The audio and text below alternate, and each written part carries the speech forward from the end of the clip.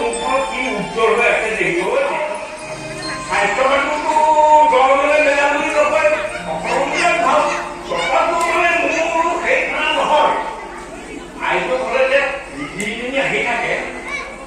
মই বহুত চেষ্টা কৰি আছো কিন্তু চেষ্টা